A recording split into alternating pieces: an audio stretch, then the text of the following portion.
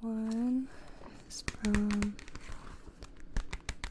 the first edition, Tales to Give You Goosebumps by R.L. Stine.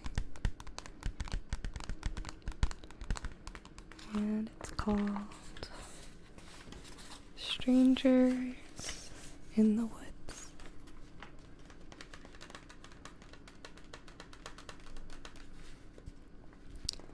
"This ruins everything, Lucy," wailed Jessica when I called her to deliver the bad news. "I can't believe you're getting shipped off to... What's the name of that town, anyway?" "Fairview," I said, with a long, very sad sigh.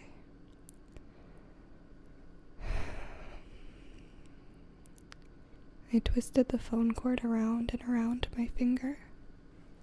I could just cry. I'm not usually so depressed. Actually, Jessica says I'm annoyingly happy most of the time. But finding out I'd be spending 6 weeks this summer with Great Aunt Abigail in her boring farm town was enough to put me in a bad mood forever. I mean, there's nothing in Fairview but tractors and cows and cornfields.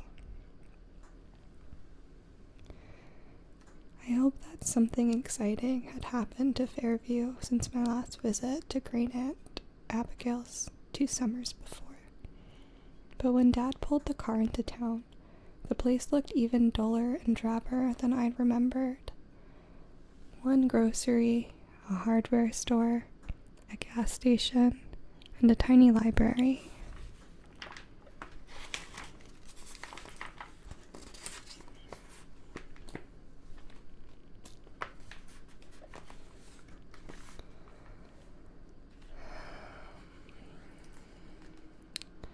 We bumped our way down Great Aunt Abigail's long dirt road and pulled up in front of 25 Butterfly Lane, their small red brick house.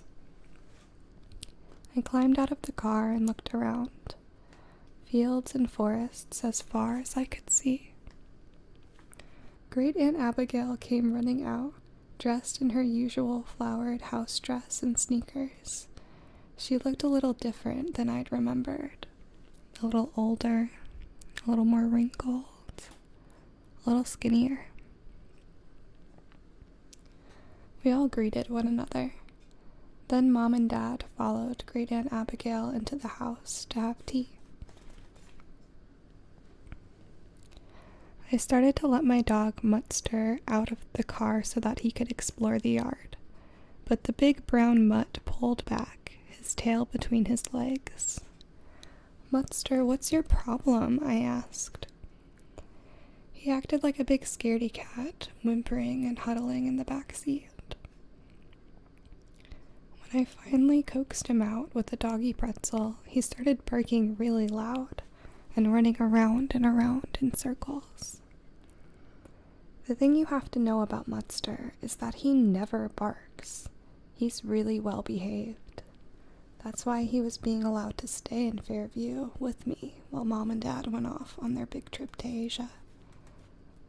I should have known that something was terribly wrong as soon as Muttster started barking. But I didn't guess. I just figured the big dog was excited.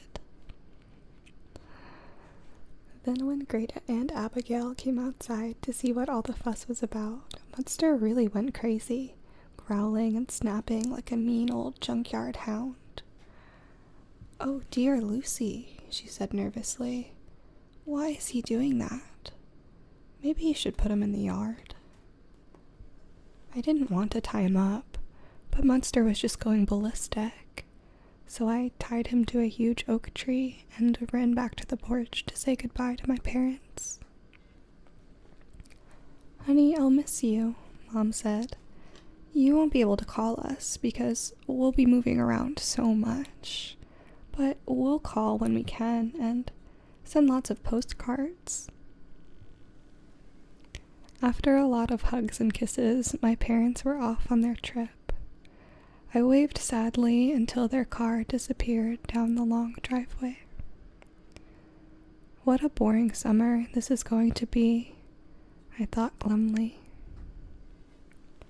I had no idea how wrong I was.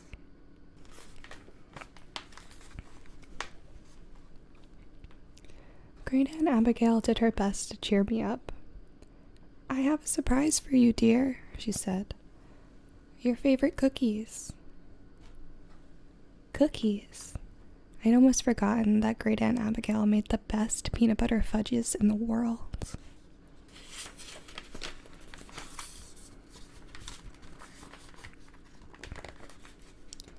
I took a cookie off the tray she offered, still warm and soft from the oven. I bit into it eagerly. It was chewy and fudgy and peanut buttery. But something was wrong. Something didn't taste right. Was it too salty? Were the ingredients different? How weird, I thought. Great Aunt Abigail's cookies are always perfect. I could see her watching me eagerly, so I finished the cookie and pretended to love it. Then I jammed a few cookies in my pocket and threw on my denim jacket.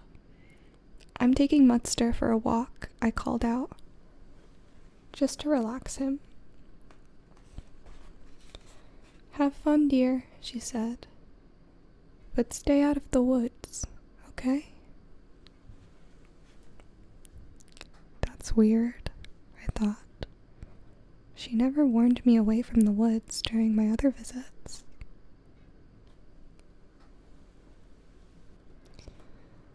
Mudster and I had a nice walk in the sloping green fields. At times, the dog seemed as calm and playful as always, but then he would start barking excitedly again, for no reason at all. I couldn't get to sleep that night. Maybe it was because Mudster had to spend the night outside as punishment for his constant barking. At home, he always slept at the foot of my bed. I tried reading a book, but that only made me feel more awake. So I gazed out at the window and counted the stars. And that's when I saw the frightening lights. In the purple night sky, 6 lights forming a circle. At first, I thought they were super bright stars because they were up in the sky. But then I realized they were moving, lowering slowly to the ground. As I stared with my mouth hanging open in amazement, the lights hovered over the woods on the other side of Great Aunt Abigail's cornfield. I felt their light washing over me, brightening my whole room, bright as daylight. Then, slowly, the circle of lights lowered into the woods, and it became dark again.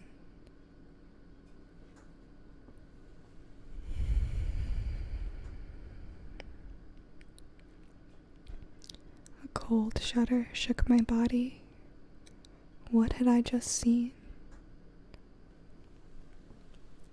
I crept down the hall to Great Aunt Abigail's room and called softly outside her closed door. But she has always been a sound sleeper. She didn't wake up. Back in my room, I could hear Mudster down in the yard, barking furiously. I shut the window tight. How would I ever get to sleep? "Do you know what those lights are, out in the woods?" I asked Great Aunt Abigail as I sat down to breakfast. She narrowed her eyes at me. I thought I saw her cheeks go pink. "Lights? What lights, dear? How do you want your eggs?"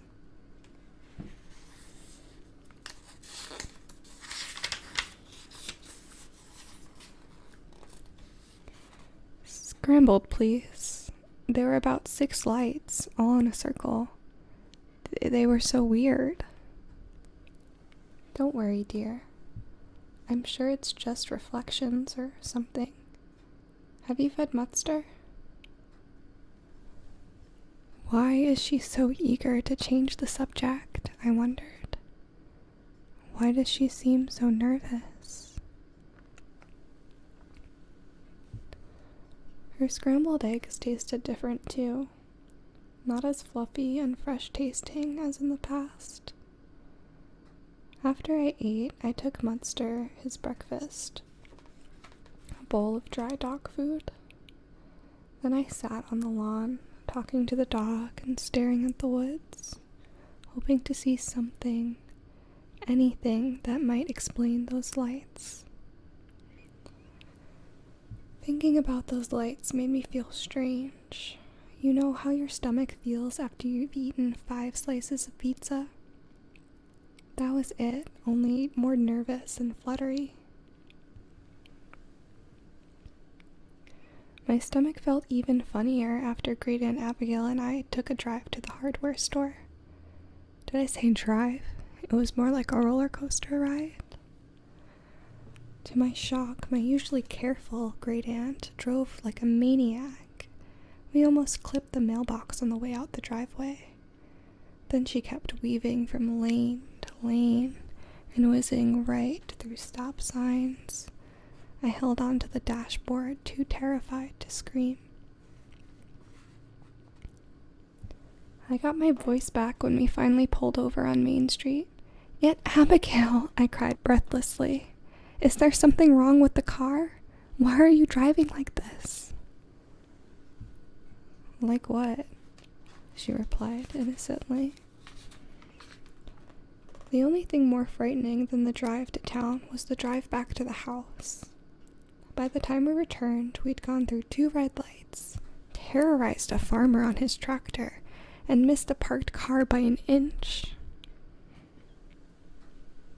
Great Aunt Abigail didn't seem to notice anything was wrong. My heart still in my mouth, I leaped out of the car and staggered over to Munster. He wagged his bushy brown tail and licked my face as if I'd been gone for 10 years. But he stopped mid-lick when Great Aunt Abigail climbed out of the car. "Grrr," he growled ferociously, straining at his leash. What is going on here? I asked myself. Why does everything seem so different? So wrong. I saw the eerie lights again that night, and the next night too, bigger and brighter than ever, hovering in a circle over the woods. As I pressed my face up against the window to watch them, I suddenly had a frightening thought. They looked just like the lights of the alien spaceship in my favorite movie, Attack of the Pod People.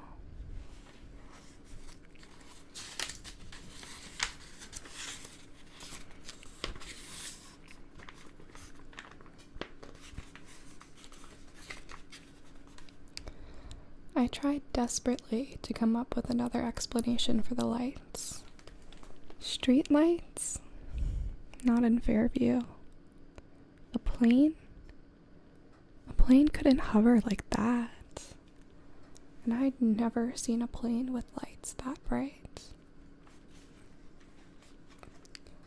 I felt a chill down my back as I realized there was no other explanation. Aliens had invaded Fairview, and they were landing in the woods near my great aunt's house. Wrapping my arms around myself to stop the chills, I found myself thinking about Great Aunt Abigail. She seemed so different, so changed. Had the aliens taken over Great Aunt Abigail's mind, just like in the Pod People movie? I could hear Munster start to bark down in the yard. Dogs have a sixth sense, I knew. Munster sensed that Great Aunt Abigail was possessed by an alien. That's why he had been barking and growling at her. Suddenly, griped with fear, I turned away from the window. Was I next? Would aliens come after me next? I had to get out of there. Run away. But where? Mom and Dad were thousands of miles away. Should I call my best friend Jessica back home? She'd think I was joking. Besides, how could she help? I needed someone closer. The police. Trying not to make a sound, I crept down the stairs to the phone in the kitchen. Great Aunt Abigail, or whoever she was, had gotten there first. She had her back to me. She couldn't see me, but I could hear her. Don't worry, my niece doesn't know. Yes, I told her to stay away from the woods, and she won't know anything until it's all over tomorrow night. My palms started sweating, and I got that itchy feeling under my arms I always get when I'm really nervous. All over? Until what was all over? The alien invasion? Until Mutster and I had been taken off to some weird planet where they'd put us in cages? I had to get back to my room, and fast. I turned back to the stairs, but the floorboards creaked loudly beneath me. Great Aunt Abigail whirled around to face me. I gasped, and my mouth dropped open in horror. My great aunt's face was glowing green. Lucy, what are you doing up? Great Aunt Abigail demanded. She took a few steps towards me. I suddenly realized I was terrified of her. Just going back to bed, I stammered, backing away. I hurried up the stairs, my entire body trembling. I closed the bedroom door tightly and waited to hear Great Aunt Abigail pad up the stairs and go into her room. I knew I couldn't spend another minute in the house. I couldn't stay there with an alien from outer space. Frantically, I pulled on jeans and a sweatshirt. I had to get to the police. I had to tell them about the aliens. But would they believe me? They will if I go into the woods and see the aliens first, I decided. I know I wasn't thinking clearly, but I was having a major panic attack, and it seemed like the best idea at the time. I sneaked silently down the stairs and out the back door. I should have woken up Mutster and brought him with me to the woods, but I was so out of my mind with fear I didn't think of him. I ran across the backyard, heading to the woods. Nothing but darkness ahead. No lights hovering in the sky. What was waiting for me in that darkness? Were there really aliens there? I needed to get a glimpse of them, just a glimpse so I could describe them to the town police. The woods were dark, steamy, and wet. It was like plunging through a thick jungle. There was no path, so I had to push my way through, stumbling over fallen logs and marshy ground. As I made my way, I kept hearing rustling noises on both sides of me. Was I being followed? Was I being watched? As I stopped to catch my breath, a light appeared up ahead. Swallowing hard, I moved towards it. The trees thinned out, and I found myself in a large clearing. What were those sounds? Voices? Human voices? Or alien voices? I gasped as the bright lights washed over me. The white beam blinded me, captured me in a harsh spotlight. I shielded my eyes as the light hovered over me, closing in, covering me, holding me helpless. "Bring her here," I heard a deep voice order.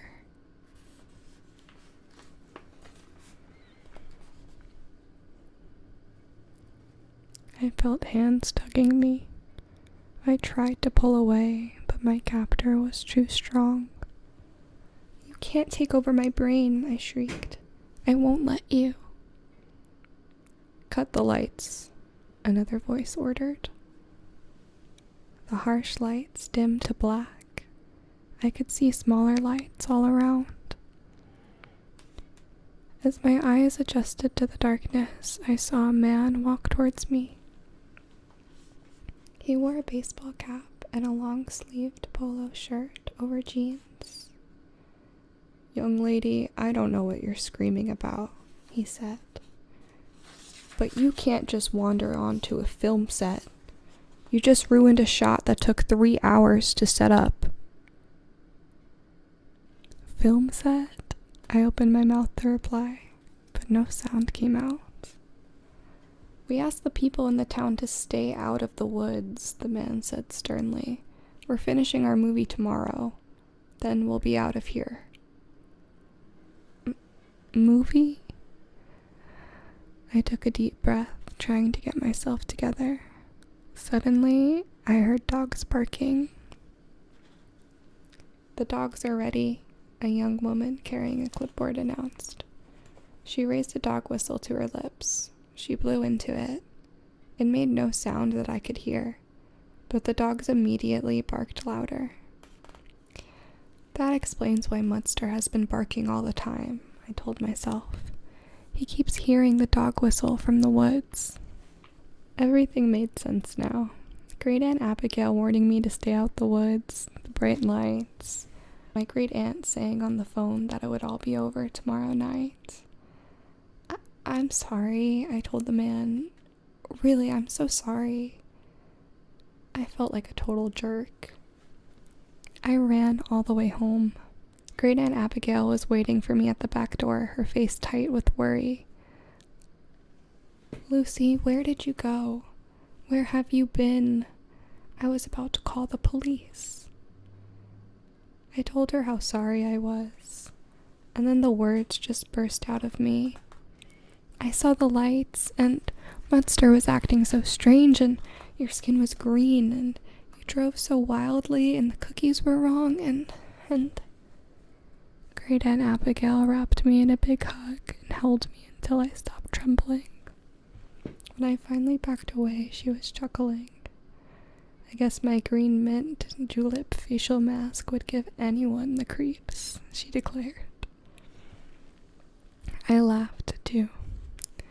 "I should have told you about the movie folks," Great Aunt Abigail said, shaking her head, "but I figured they'd be gone by tomorrow." I started to say something, but she raised a hand to stop me. "I have more to explain," she said, frowning. "I have a confession to make, Lucy. I lost my glasses just before you arrived, and I've been trying to get along without them." "So that's why your driving was so wild?" I cried. She nodded. "And that's why my cooking may have been a little bit off.